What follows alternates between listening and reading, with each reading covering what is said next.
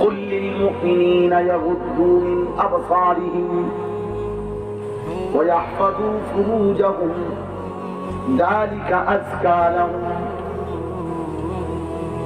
ذلك أزكى لهم আল্লাহ বলেন, বন্ধু আপনি মুমিন ঈমানদার বান্দাদেরকে বলে দিন তারা যেন তাদের চোখ নামিয়ে রাখে, তারা যেন লজ্জাস্থানের হেফাজত করে। আমি আল্লাহ ওয়াদা দিলাম এর মধ্যে আমি আল্লাহ তাদের অন্তর শতভাগ পবিত্র রাখবো।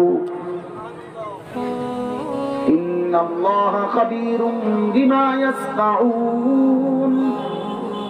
আল্লাহ বলে, বান্দা কৌশল করে যখন যত আড়ালে, যত সঙ্গোপনে, যত একাকী, যত নিভৃতে তুমি যাই করো না কেন, রাত 2টায় দরজা বন্ধ করে সিটকারি লাগিয়ে কানের মধ্যে আর ফোন লাগাই আর সব জানালা দরজা বন্ধ করেও যদি তুমি নারী দেখো, হারাম ছবি দেখো, আল্লাহ বলেন যতই কৌশল করো না কেন বান্দা, আমি কিন্তু 24 ঘন্টা খবর রাখি,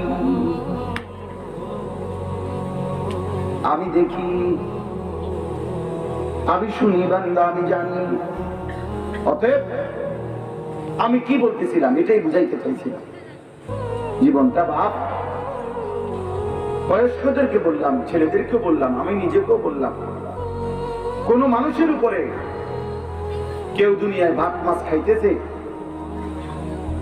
পেশাব পায়খানা করতে আসে, বাজার করে, বিল্ডিং করে, ব্যবসা করে, দোকানদারি করে, নেতাগিরি করে, মাতবরি করে, ক্ষমতা নিয়ে কারাকারি করে, সবই করতেছে, মনে করেন দুনিয়া কোনো অসুবিধা নাই, এটা কোনো সুখের কিছু না, এটা কোনো স্বস্তির কিছু না, এটা কোনো নিয়ামতের কিচ্ছু না।